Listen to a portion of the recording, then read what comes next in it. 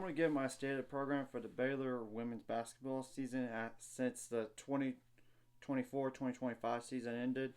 And I'm going to release this on the day when the transfer portal opens here. So, and it's coming off of a loss to the 5C Ole Miss 69-63.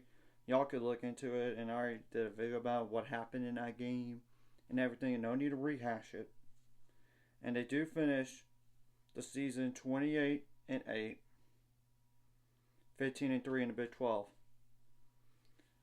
It was a good year, but it could have been a little bit better. Could have been. I mean, there's only really one game that was a blowout, and it was at home against Oklahoma State.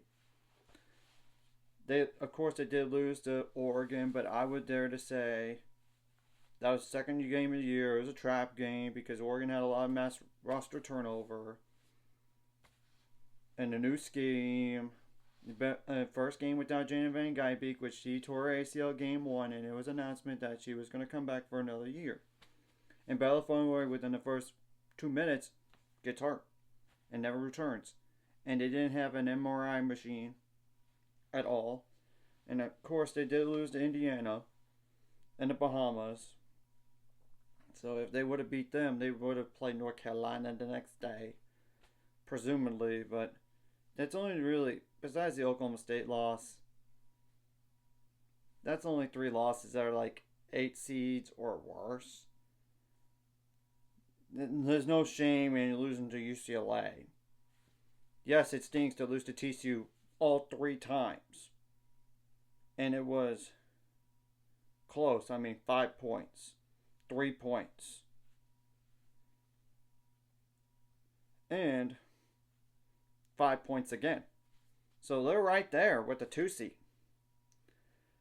And you know there was a rough matchup with Grand Canyon University, but Grand Canyon University was better than the 13th seed. Let's just be clear. So really, what does this mean for the program from here?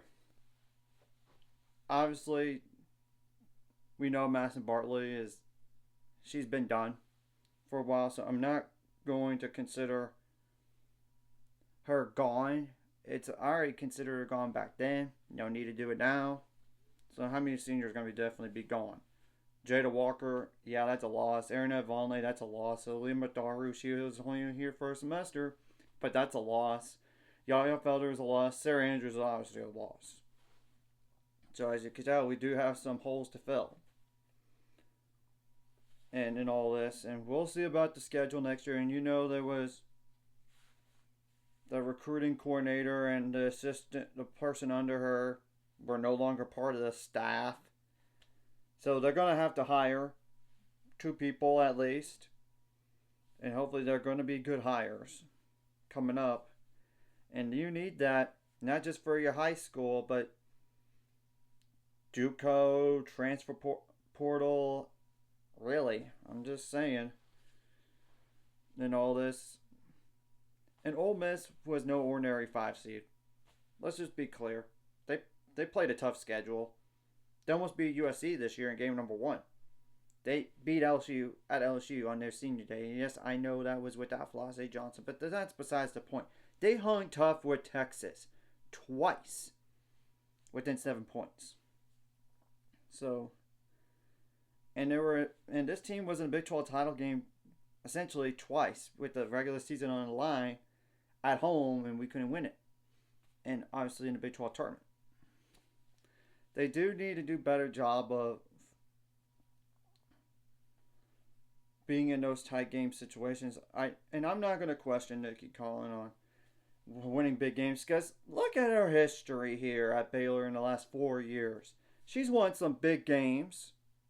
I mean, she's beat Texas at Texas all those, like, the last 3 years, regardless how good or bad good the team was, or even Texas was. Baylor was unranked when they went to Austin and won a game. They beat Iowa State at Iowa State, and Iowa State was a top 25 team at the time. And they destroyed Iowa State in year 1 and beat Iowa State even here pretty big too. So you can't tell me that. You just can't. And obviously Virginia Tech last year in the NCAA tournament, I know they were down Elizabeth Kelly, I get it, but you get to go on the road and do it. And you beat Utah. That was a preseason #5 team in the country. You beat them down here. And you beat, and like I said, Texas, and TCU was ranked at the time a year ago. But then all those injuries happened. But you get the whole point. This team, it's just a good year, but a disappointing finish. That's all it is. Honestly. And we knew going into the year that Inez Goryanova, true freshman, was redshirting. She tore ACL back in that January. I mean, it's unfortunate that happened. And we'll see about the transfer portal stuff, not just for the additions, but potential subtractions. I'm not going to assume that it's going to happen. It's not going to happen because you never know these days in college athletics. But you get the point. And I do think that losing Jane Van Ginebig early in the year hurt, but she's going to come back. Though I know it's going to take some time for her to get up to speed again. But she knows the playbook.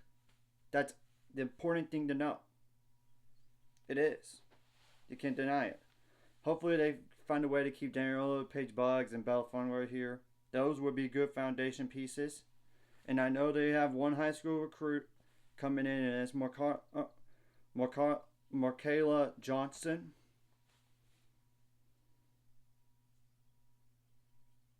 And I do know that they are looking at a JUCO guard in Cassia Antonio from New Mexico Junior College. And it's one of the better junior colleges out there when you look at it. In terms of records and everything. And look at her stats. And it's still a TBD on if Baylor is going to even get her. And obviously, I do see a role for Wyatta Jennings, aka Wise, next year. But I don't know about a starter. Same thing goes for Kai Abraham, honestly. And Carol Nelms, obviously, is a backup to me. I'm just telling you the truth right there. So, yeah.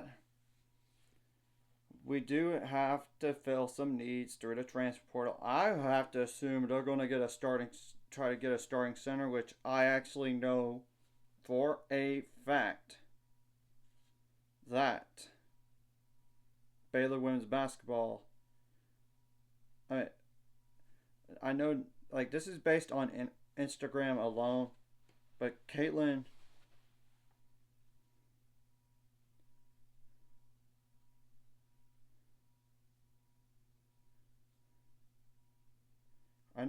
I know her name is Caitlin from. It's like the one from Boston University. Waymar. She was at Boston University prior to NC State this past year. However, she's out for the year due to injury. She's 6'4" tall, so that would definitely help. And I know I heard on an interview that with 365 Sports with Nicki Collen that she's intending to sign 5 players, whether it's high school or transfer portal or JUCO. Well, yeah, they gotta have to get some depth, and maybe they'll get a little bit more height at guard. And Markayla Johnson, by the way,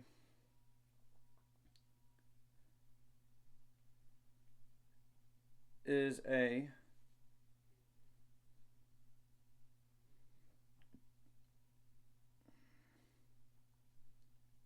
I know she's at least 6', 5'11". I know she is at least that, if not 6 foot. So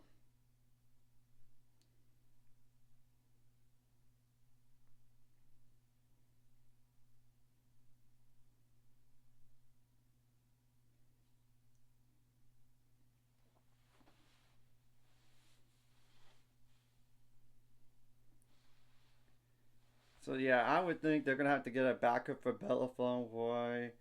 Unless they think Wise Jennings is that, or Michaela Johnson. Yeah, Michaela Johnson is like, or Michaela Johnson is 6 foot, by the way. So I do think there's a, and by the way, the Cassia Antonio is 5'11", but let's wait and see if we even get her.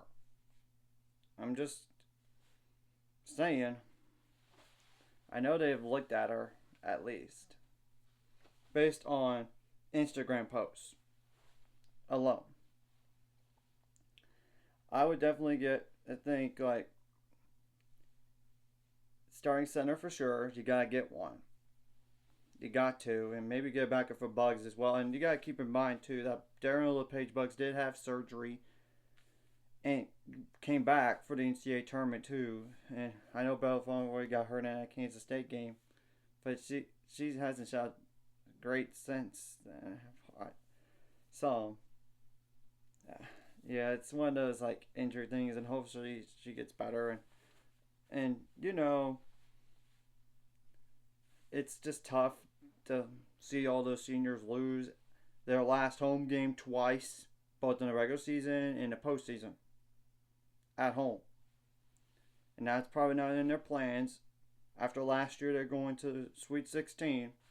I know Leah Matharu is not part of the team, but you get the whole point.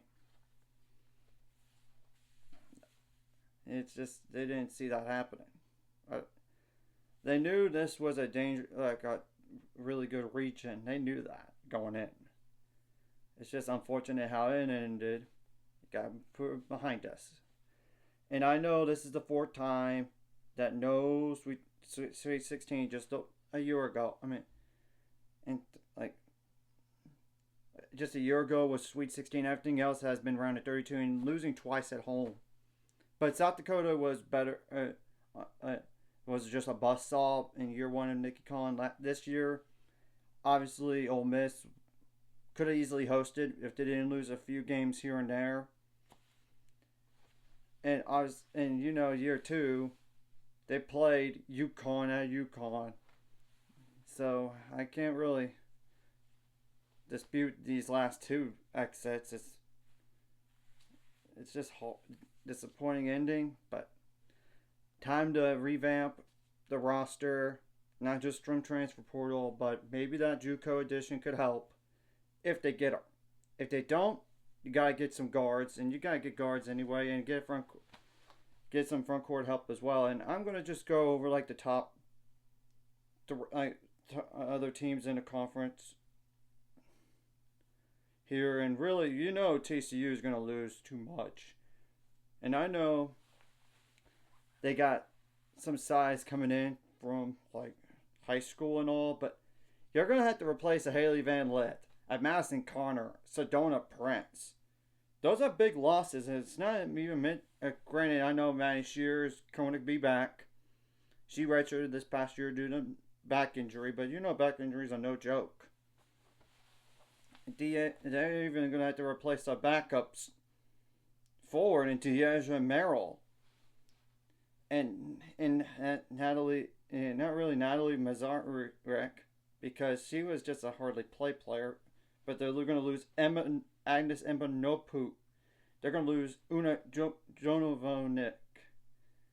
So, yeah, they're losing some pieces for sure. Top 4 or 5 scorers are seniors. I mean, they're definitely losing 1, 2, 3, 4, 5, 6.